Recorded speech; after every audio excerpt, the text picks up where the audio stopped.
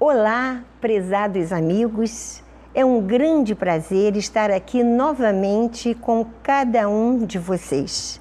Esperamos e desejamos encontrá-los todos bem dispostos, com muita paz em seus corações e bastante harmonia interior. Como fazemos habitualmente, em todos os nossos trabalhos, iniciamos com uma prece de abertura. Então, eu os convido a todos a fecharem seus olhos, elevarem seus pensamentos a Deus, a Jesus, e vamos agradecer. Graças a Deus. Que a paz e o amor de Jesus possam nos envolver a todos. Pai amado, de infinito amor e bondade, Jesus, nosso mestre querido, nosso médico maior, guias, mentores espirituais da nossa casa, obrigada. Obrigada por mais esta oportunidade que recebemos de servir, de elevar nossos pensamentos e dar atenção às leis divinas, aos ensinamentos que Jesus nos trouxe. E com isso, cada vez mais nos melhorarmos, nos equilibrarmos e termos momentos de muita paz, de muita felicidade. E é com este desejo, com esta esperança em nossos corações, que iniciamos pedindo a permissão para o nosso trabalho do dia de hoje e damos todos juntos, graças a Deus. Muito bem, nesta semana vamos abordar as doenças, os transtornos mentais, como conquistar a cura e a autocura. E iniciamos já com perguntas. Por que adoecemos? De onde vêm as doenças? Por que sofremos? Como elas surgem em nossas vidas?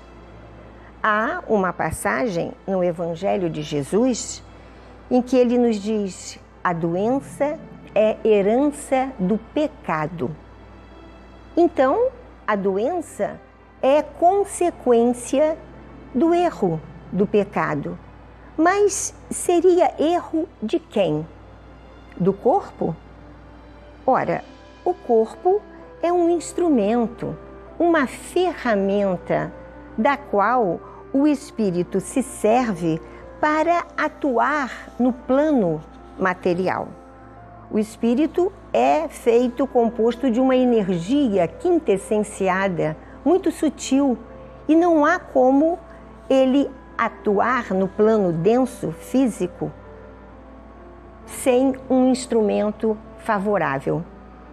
Então, somos espíritos aprendizes, meus irmãos, muito atrasadinhos ainda, e no momento estamos estagiando no plano material, utilizando-nos de um corpo físico, um corpo de carne, que na verdade é um templo divino, é uma bênção, é um presente, uma dádiva de Deus, estarmos encarnados no planeta Terra, que também é um planeta primário, inferior, onde predomina ainda o mal, como todos percebemos, não é? O ser humano, então, ele forma um conglomerado, genericamente falando, como uma tríade. Temos, então, um corpo material, essa ferramenta que o espírito utiliza. Temos um corpo intermediário, um corpo mais sutil, que serve de ligação entre o corpo físico e o espírito, e é chamado de perispírito. E, finalmente, o espírito, que, na verdade, é o ser propriamente dito, o espírito que é o comandante de todo este conjunto. É o espírito, meus irmãos, que dirige o seu carro, o seu veículo físico. É o espírito que toma todas as decisões. Então, quem pensa, quem sente, quem age é o espírito. E ele exterioriza os seus pensamentos, os seus sentimentos, as suas atitudes através deste invólucro carnal que é o corpo físico. Então fica bem claro que é o espírito, o ser pensante, que erra, que quantas vezes tateia entre o mal e o bem. Nós, espíritos, que já conquistamos ao longo da nossa jornada evolutiva, já conquistamos sim a individualidade, a consciência de nós mesmos, a inteligência que está em franco desenvolvimento, já alcançamos até o livre-arbítrio, a liberdade de escolher entre o certo e o errado, mas ainda não sabemos usar esse livre-arbítrio bem, de forma que erramos. Somos suscetíveis a erros, sim. É bem verdade que quando fomos criados por Deus, quando partimos do Pai, como centelhas divinas, trouxemos embotado no nosso interior o germe da perfeição. Porque somos perfectíveis, fadados à perfeição. E esse germe está começando a desabrochar. Falta-nos muito tempo ainda para chegarmos a esta perfeição prometida por Jesus. É bem verdade que é a perfeição relativa, como já dissemos aqui. A perfeição absoluta é do Criador. Então chegaremos lá, mas esse germe está desabrochando por enquanto. De forma que toda vez que o espírito cria, constrói energias negativas, contrárias ao bem, ou ainda que ele simplesmente aceite, alimente essas energias, ele registra todas elas a nível psicológico, a nível psíquico, espiritual.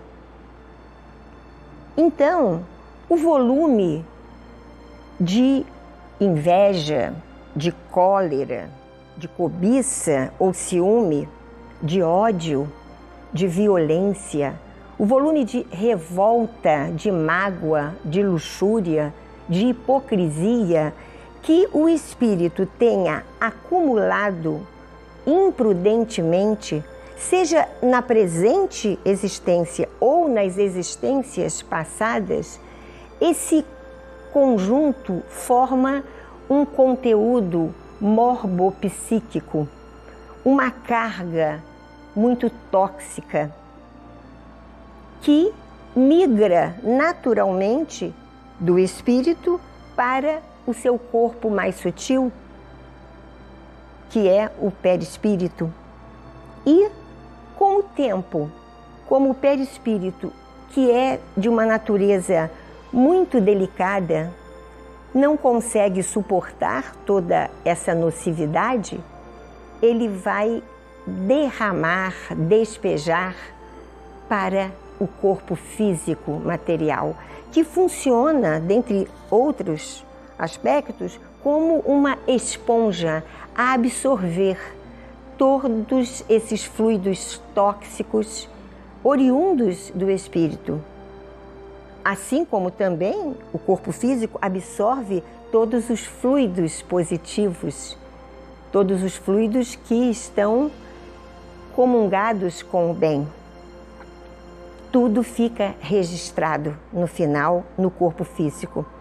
E é claro que a carga insidiosa negativa construída pelo espírito, ao chegar ao corpo físico, causa, sim, sérios prejuízos nas funções físicas e nas funções mentais também, causando o quê? As inflamações, as gastrites, as úlceras, o próprio câncer, os tumores, os fibromas, as tuberculoses, cirroses, quistos, hipertrofias, os cálculos renais, cálculos biliares e etc, etc. Bezerra de Menezes nos afirma que toda doença tem sua origem nas imperfeições do espírito, que gerencia mal, quantas das vezes, o seu corpo físico. É mais ou menos como um motorista imprevidente ao dirigir o seu veículo. Pois bem, neste caso de que falamos, o motorista seria o espírito e o veículo, o corpo físico.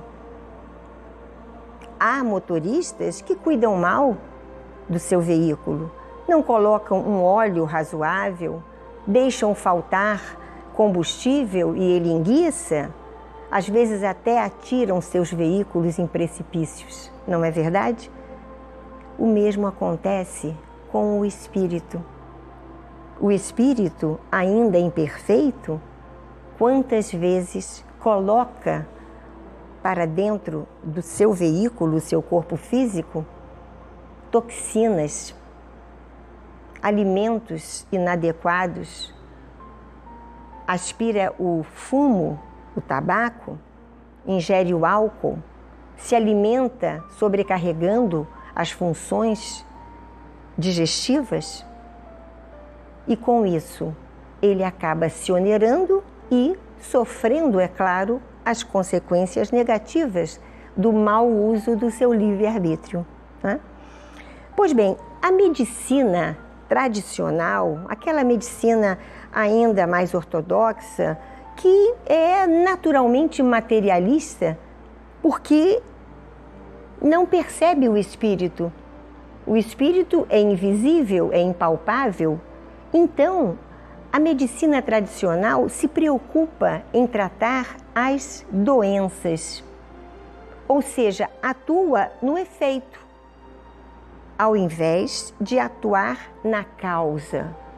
É claro que é preciso curar ou minimizar, atenuar a doença física, mas mais importante e providencial é ir na raiz do problema, ir ao espírito, que ele é o verdadeiro doente.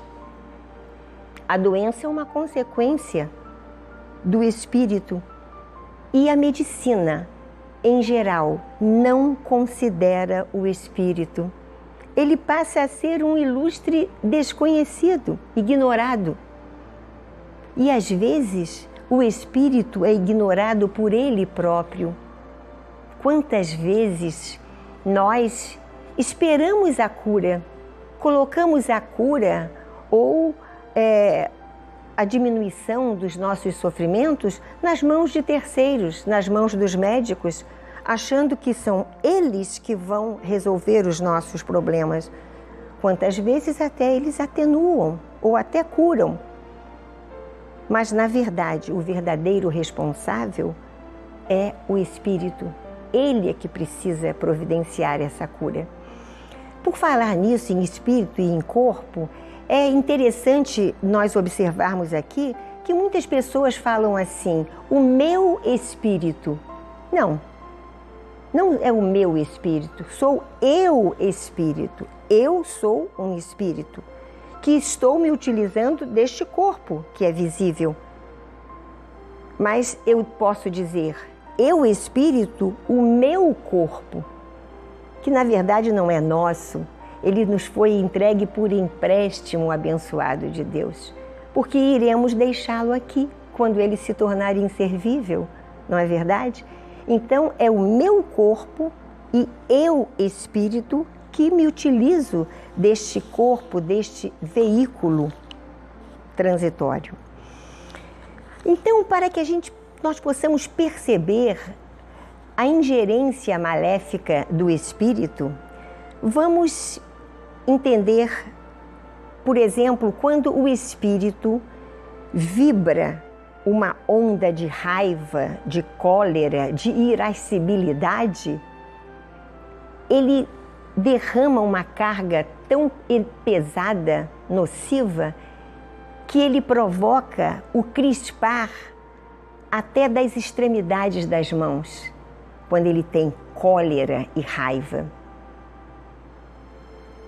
Ao contrário, quando o espírito emite uma onda, por exemplo, de doçura, de afabilidade, de bondade, de perdão, ele joga uma energia de forma a abrandar, afrouxar os dedos, as mãos, e elas quantas vezes provocam um gesto de paz, um gesto de afeto. Mas isso partiu do espírito também com doçura e com afeto.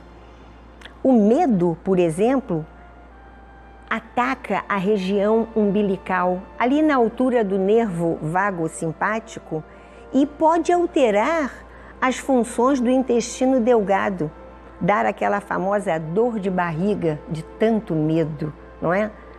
Também provoca a construção da adrenalina, que vai nos levar ao estresse, o estresse do medo. A inveja, meus irmãos, comprime o fígado, fazendo com que ele produza mais bilis, gerando um surto de icterícia. Daí aquela fala que se ouve, ficou amarelo de inveja. Já a oração, antes das refeições, provoca uma boa digestão, uma harmonia nos sucos gástricos. Antes de dormir, a oração nos propicia uma qualidade de sono. E como a oração é importante, como ela está sendo necessária nesses momentos tão difíceis por que passamos, não é verdade? E o bom humor? A pessoa de bom humor é aquela que está sempre de bem com a vida, né? Sócrates, por exemplo, esse nosso tão antigo filósofo, pensador, um espírito tão elevado, Sócrates, ele tinha um excelente humor, mas ele era casado com uma mulher de maus bofes, a Xantipa, e ela era uma criatura muito reativa. De forma que quando Sócrates foi condenado à morte, ela ficou inconformada. Vão condená-lo à morte? E Sócrates, eles também vão morrer um dia, meu amor. Mas você é inocente, Sócrates. E ele respondeu, você preferia que eu fosse culpado? Então vejam como é benéfico encarar os fatos pelo lado positivo.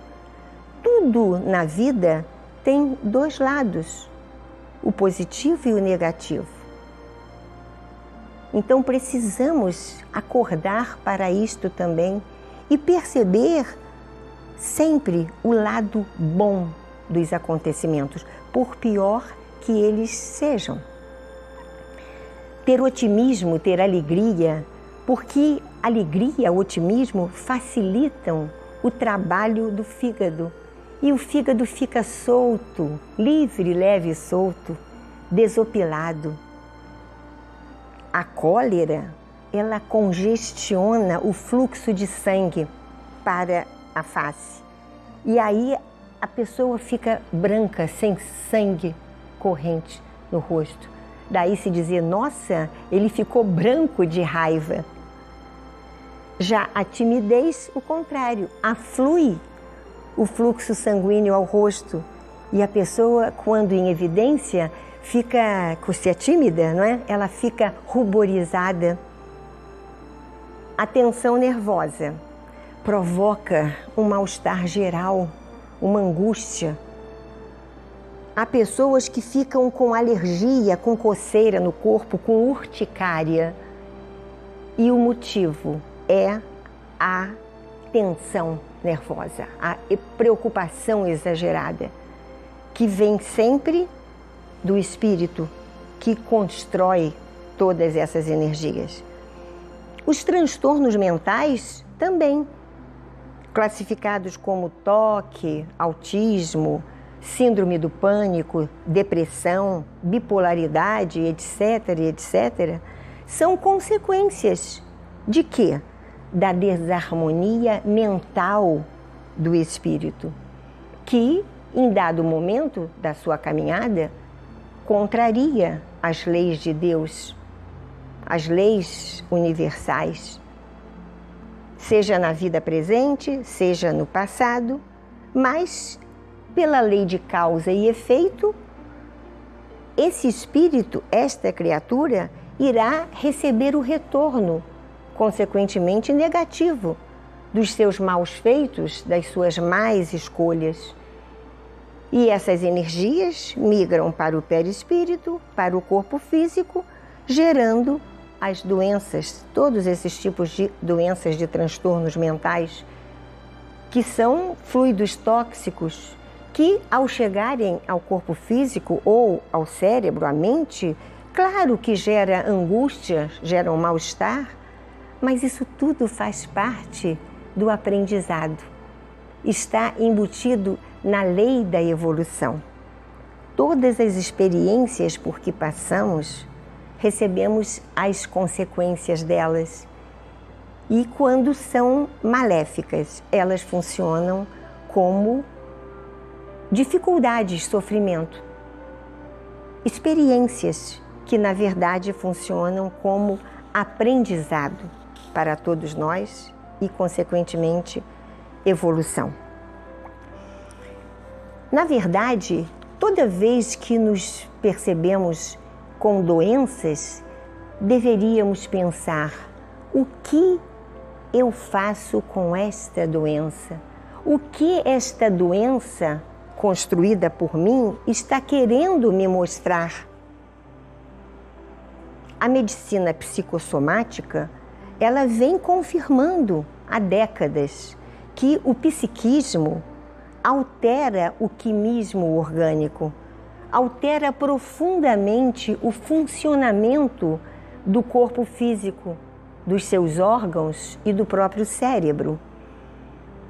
Psiquismo vem de psique, palavra de origem grega, que quer dizer alma ou espírito. Então, é da alma, que é o espírito encarnado, vem do espírito, toda a desorganização causada por ele no nosso corpo físico. A causa, a raiz das doenças, então, está no espírito, que afinal é um doente. Um doente, sim. Sob a ótica moral e espiritual, nós espíritos em crescimento, em construção, em evolução, somos espíritos doentes ainda. Que viemos à Terra, encarnados, para experiências altamente benéficas, para a convivência, para desenvolvermos o amor, a fraternidade, para aprendermos. E aí, o espírito doente, como será ajudado? Como ajudar o espírito? Como tratar o espírito? Nós então vamos recorrer a quem? A Jesus, que é o nosso dirigente maior espiritual, que cuida de nós muito antes de nós chegarmos à Terra, cuida do planeta, quando o planeta começou a ser formado ao se desprender como uma bola ígnea do astro Sol. Então Jesus é o nosso médico, o nosso cuidador maior, o médico da alma. E ele esteve aqui entre nós, ao vivo e a cores, como nós costumamos dizer aqui, a questão de 2000 anos atrás, trazendo a receita para nós conseguirmos a paz, a felicidade e a saúde, para ficarmos menos doentes, mais saudáveis, que foi o seu Evangelho. O Evangelho de Jesus é um verdadeiro tratado de saúde moral e espiritual, segundo Ramatiz. No livro O Médico Jesus, da autoria de José Carlos de Luca, lá ele nos traz, aliás, este livro, O Médico Jesus, é fantástico. Deveria ser um livro de cabeceira de todos nós, doentes da alma. E ele diz lá, o Evangelho de Jesus é a farmácia onde encontramos os remédios que nos curam por dentro. Que lindo, não é? Então, nós precisamos nos olhar por dentro. Como tudo começa no pensamento, como Divaldo Franco nos orienta, tudo começa no pensamento. Devemos cuidar muito bem do nosso pensamento, porque o pensamento é uma verdadeira usina geradora de energias. E é o pensamento do espírito que precisa ser educado. Há quem assemelhe o nosso pensamento como macaquinhos pulando de galho em galho numa árvore. Não é verdade? Quantas vezes nós nos surpreendemos pensando coisas naquele devaneio que, meu Deus, como eu fui pensar nisto? De onde eu tirei isso? E a gente se surpreende. Então precisamos educar o nosso pensamento para que ele transmita ao corpo harmonia. O corpo precisa de ritmo, de harmonia, para bem desempenhar as suas funções. Então, quando surgir um mau pensamento, como Divaldo nos aconselha, vamos mudar esse pensamento. Vamos substituí-lo por uma outra coisa melhor, mais edificante, não é? E aí, falando em pensamento, nós começamos a perceber, e eu gostaria de convidá-los a observar melhor esse cenário atual do nosso mundo, do nosso planeta Terra, o cenário atual da humanidade, o triste cenário. A Terra está pesada, a Terra está doente, mas na verdade ela está doente porque os seus habitantes, que somos nós, espíritos encarnados, estamos sim muito adoecidos. Precisamos mudar esse padrão, virar essa forma de pensar, de sentir, de reagir. Estamos sufocados, angustiados demais.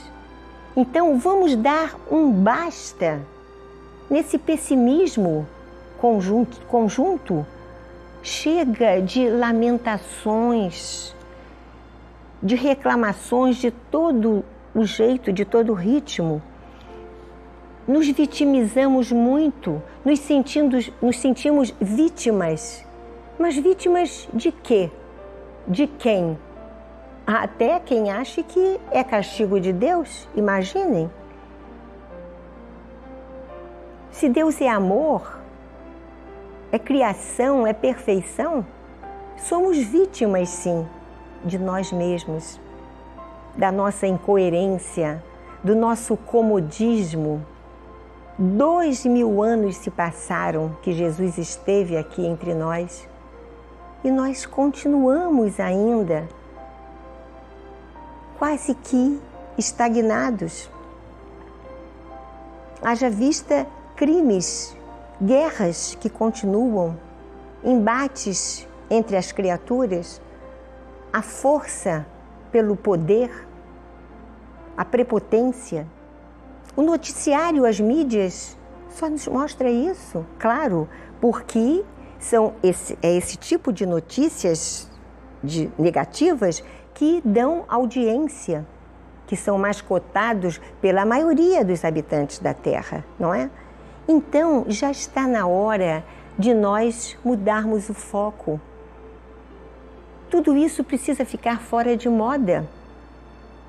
Vamos pensar, eu não quero mais isto para mim, não quero mais. Eu sou o gestor da minha vida, eu, espírito. Então, eu preciso fazer coisas melhores, porque nada disso tem auxiliado para a nossa felicidade, não é? Eu tenho uma funcionária, ela é ótima, já está trabalhando na nossa família há alguns anos. Então, ela quando chega à minha casa e eu pergunto, bom dia, tudo bem? Ela então responde para mim sempre, todas as vezes que chega, eu estou ótima. Bom dia, minha princesa. Então vejam, que bom dia maravilhoso, ela já me recebe com eu estou ótima e ainda me chama de princesa, no bom sentido da palavra das princesas boas. Então é claro que isso é maravilhoso. Nós nos sentimos felizes com alguém que nos chega com esse otimismo, alguém com um padrão vibratório elevado, alegre, feliz.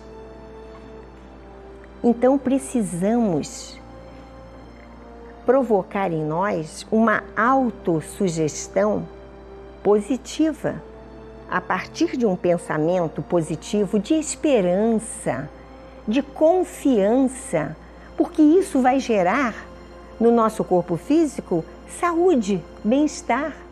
Afinal de contas, a nossa nave planetária, a Terra, está entregue a Jesus. Ele é o comandante desta nave. E com Jesus no comando, nós precisamos nos sentirmos seguros, confiarmos e, mais do que isso, seguirmos o caminho indicado por Ele no seu Evangelho quando aqui esteve, ao invés de termos autossugestão negativa, porque já está mostrado aí que esta autossugestão, esses pensamentos negativos, só trazem doença, inferioridade, crimes, agressividade, violência. Não é isso que nós queremos mais.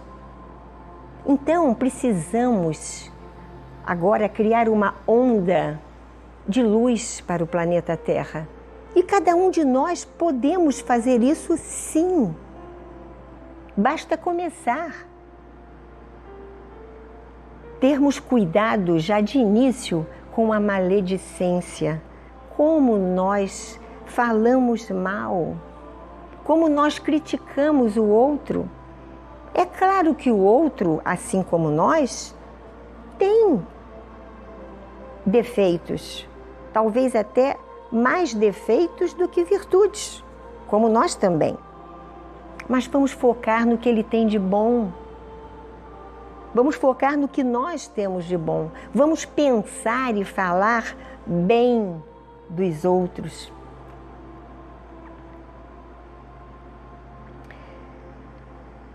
Vamos ter mais benevolência. Faz tanto bem nós sermos benevolentes, sermos leves com o outro, ter boa vontade, aprender a não julgar. Jesus nos dizia, não julgueis, porque com a medida que vocês julgam, vocês também serão julgados.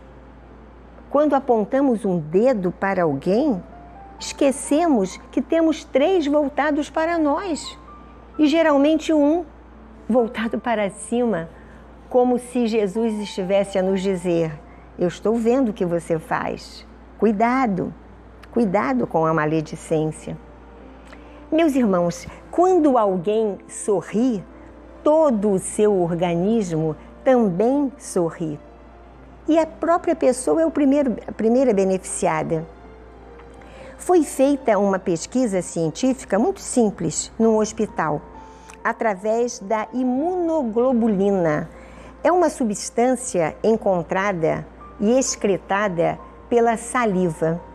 Então, pegaram um grupo de doentes, dividiram esse grupo em 2 grupos e, antes de apresentarem a pesquisa a eles, mediram a taxa de imunoglobulina de cada um. E aí o primeiro grupo foi colocado para assistir um filme cômico. Aquele filme de bobajol, sabe, em que a gente dá gargalhadas. No meu tempo, que afinal o meu tempo também é hoje, era o filme do Gordo e o Magro. Como a gente dava gargalhadas de ver as bobagens que eles faziam, né? As peças que um pregava no outro, não é isso? Então esse grupo foi assistir um filme bem cômico. O outro grupo, ao contrário, recebeu um filme trágico, um filme de suspense, de horror. Ao final da sessão cinematográfica, aferiram novamente a imunoglobulina. Os pacientes do primeiro grupo tiveram essa imunoglobulina muito elevada, saíram risonhos, felizes, bem dispostos. Já os do segundo grupo saíram cabisbaixos, pesados, tensos. Alguns já com sintomas de gripe e até febris. Então vejam como o meio, como o que nos chega, como o que nós focamos age na nossa imunidade, na nossa resistência a doenças. Então vamos focar nas coisas boas, nas pessoas que bem trabalham, tá? E aí, há 2 dias eu ouvi uma notícia de que o Instituto Butantan, lá de São Paulo, que tem como lema a serviço da vida, conseguiram saber que a vacina fabricada por eles alcançou um nível de 100% de eficácia para os doentes graves, internados ou os doentes moderados. Um trabalho grandioso, lindíssimo. Mas o que mais me contagiou foi saber que, para esta conquista, trabalharam 12.470 profissionais de saúde. Já pensaram o que é isso? Ao longo de meses e meses, assim como tantos outros milhares e milhares, buscando também outras vacinas, como já estão sendo encontradas. Então, quanta coisa boa acontecendo. Por que não focar no bem? Focar naquelas pessoas que estão querendo melhorar? Porque existe muita coisa boa nessa Terra, nesse planeta acontecendo e nós banalizamos. Existem muitas obras de caridade fantásticas, muitos grupos, muitas campanhas auxiliando os famintos, os que têm falta de alimentos, de falta de roupa, de medicamentos. Por que nós não engrossarmos essas fileiras e valorizarmos esse lado bonito que vem acontecendo no planeta Terra, que afinal é provocado por um mal extremo e nós só focamos nesse mal, esquecendo do bem. Então, meus irmãos, as doenças, quando chegam ao corpo físico, elas precisam ser tratadas pelos médicos. A medicina da Terra é importantíssima para atenuar ou até curar as doenças que chegam ao corpo físico. Mas, ao mesmo tempo, precisamos focar no construtor das doenças, em nós espíritos. Precisamos de um tratamento espiritual que tem como base, já sabemos, o Evangelho de Jesus, não é isso? Mas precisamos, seja qual for o tipo de busca, precisamos olharmos-nos como espíritos. O tratamento espiritual da nossa casa fake tem como objetivo cuidar do espírito, curar o espírito. Nós temos uma proposta de cura da criatura, através de um tratamento espiritual, em que começamos com palestras. Essas palestras têm um conteúdo doutrinário importante, duram 1 hora e meia. Elas são todas embasadas no Evangelho de Jesus, trazendo-nos o conhecimento, o entendimento das leis cósmicas divinas, que são atuantes em todo o cosmo, em todas as criaturas, independentemente do credo religioso, de filosofia. Então aqui nós buscamos oferecer esse conhecimento. Ao longo das palestras, mais adiante, nós oferecemos tratamentos espirituais, o passe magnético, que é sempre após a palestra, a água fluidificada, os atendimentos de desobsessão, de antimagia, de cura. O de cura é o último, antes do fechamento, que são as cromoterapias. E por que o tratamento de cura espiritual é o último? Para dar ao paciente uma bagagem de conhecimento, de entendimento, para ele próprio poder construir a própria cura, para ele próprio se modificar, para ele próprio, através do autoconhecimento, perceber-se. Porque nós nos conhecemos muito pouco. Aquele lado sombra nosso, nós colocamos para baixo do tapete. Conhecemos às vezes muito melhor o outro do que nós próprios. Sócrates, o filósofo do bom humor, já nos dizia: conhece-te a ti mesmo. E quando nós começamos a fomentar o autoconhecimento em nós, nós abrimos mão, meus irmãos, da culpa, do medo, do desamor. Abrimos mão do orgulho, do ego, que é tão forte. Abrimos mão da revolta, da mágoa, do vitimismo, que contagia todos. Abrimos mão dessa ansiedade que parece nos devorar. E passamos a nos perceber melhor, a nos amarmos mais. Amamos-nos tanto com esse conhecimento das nossas deficiências, que aí buscamos nos melhorar. E aí vem o outro passo desse tratamento espiritual, que é a reforma íntima. A reforma, o nome já diz, a mudança íntima, que tem a ver com o quê? Com a nossa moralidade, com a nossa espiritualidade. Reformar-se intimamente é fundamental para o espírito que está em evolução. Mas só consegue buscar a reforma íntima quem já se conhece. Ninguém, meus irmãos, se cura verdadeiramente sem olhar para dentro de si mesmo, com aqueles olhos da alma. Então, esclarecimento das verdades divinas, autoconhecimento, reforma íntima, e aí nós alcançamos o amor. O amor verdadeiro, aquele amor que não impõe condições, aquele amor verdadeiro como o que Jesus nutria e ainda continuará sempre nutrindo por nós.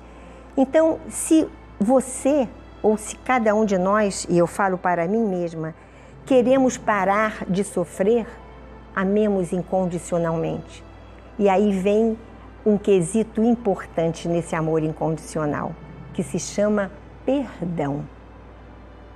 O perdão é altamente terapêutico. O perdão deve começar por nós próprios, é o auto-perdão. Quantas vezes não percebemos que não nos perdoamos pelas nossas falhas, pelos nossos erros, e nos culpamos e ficamos nesse círculo vicioso? Então, o auto-perdão é o primeiro passo, para depois a gente aprender a perdoar o outro. Como Jesus dizia: quantas vezes, mestre? Até 7 vezes? Ele dizia: não, até 70 vezes 7 vezes. Ou seja, indefinidamente. Então vamos perdoar o outro, aquele que nos prejudica, que nos aborrece, que nos contraria, que entrava às vezes o nosso caminho. Ele é um irmão nosso que, como nós, está aqui em luta evolutiva.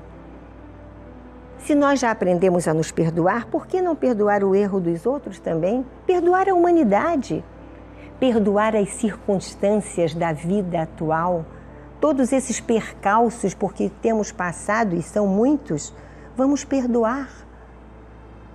Perdoar os nossos pais. O perdão, ele é altamente terapêutico. O perdão nos livra de feridas internas. O maior benefício do perdão é para quem perdoa, porque você se liberta da mágoa, da tristeza, de estar ali corroendo algo que você não esquece. Perdoar é amar. E quando nós aprendemos a perdoar a nós próprios e ao outro, nós de fato estamos amando verdadeiramente. E é nesse ponto que vem o melhor de tudo, que um dia, não ainda nessa, mas um dia conseguiremos, a autocura, que é a cura verdadeira, é a cura construída por cada um de nós, que vem de dentro para fora. Não é a cura que nós esperamos que o outro faça em nós, é a cura que nós, pelo nosso esforço, a nossa busca constante, conquistaremos um dia. A autocura, que é o melhor de tudo em nossas vidas. Aí sim, nós estamos de fato no caminho bem reto da saúde e a felicidade, afinal, que tanto desejamos. E eu finalizo trazendo uma reportagem de uma pesquisa feita pelo Dr. Fred Luskin, da Universidade de Stanford, na Califórnia, Estados Unidos. Ele concluiu que perdoar faz bem à saúde, que o fato de perdoar atualmente não tem somente aquele sentido da religião ou da filosofia de vida de cada um. Perdoar faz bem à saúde. E ele diz, perdoar é ter paz na vida. Ele comprovou que quem não perdoa tem 3 vezes mais chances de sofrer um ataque cardíaco, risco de desenvolver câncer e problemas no sistema imunológico. Então, perdoemos. Perdoemos tudo que nos incomoda, perdoemos a nós mesmos e nós estaremos nos autocurando, devagarinho, aos poucos, nessa estrada enorme, evolutiva, que ainda temos a percorrer. Por que não começar agora? Com comportamentos positivos, não é verdade? E eu vou ler agora uma psicografia pequenininha que nos chegou de um trabalhador da casa. Ele é um literato, é o Deoclésio de Andrade. E ele nos diz o seguinte: perdoar para se curar. Aos que sofrem dos males da alma, fica aqui a solução. A receita é muito simples, tenham nela atenção. Não adianta chorar, mais fácil é praticar o perdão. Sincero, vindo da alma, é remédio, é salvação. Ele limpa a ferida aberta, fecha chagas, sara tudo, deixa a pele da alma macia e de novo como um veludo. Convidamos todos vocês a esta prática salutar. O perdão é porta aberta para as dores expulsar. Muito lindo, não é? Graças a Deus. Vamos então agora encerrar com a nossa prece habitual do nosso trabalho, finalizando. Obrigada, Pai amado, obrigada, Jesus, nosso médico divino, por todos os bálsamos que foram derramados e estão sendo derramados sobre cada um de nós, seja nos nossos lares, nos nossos trabalhos, nos locais onde estejamos. Abençoa, Pai, as nossas vidas. Abençoa-nos como espíritos ainda errantes caminhando em Tua direção. Que cada um de nós que pôde estar presente a este pequeno momento de orientações possa sair daqui mais leve, mais otimista, mais feliz, mais esperançoso de tempos e de momentos melhores. Graças a Deus. Muito obrigada a todos e até a nossa próxima oportunidade. Beijo em seus corações.